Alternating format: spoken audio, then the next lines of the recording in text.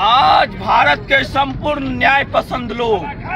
सवर्ण एकता को मानने वाले, ओबीसी को मानने वाले और भारत के संविधान को मानने वाले जितने भी सामाजिक और न्याय पसंद लोग हैं, वो आज जो वोट की राजनीति के कारण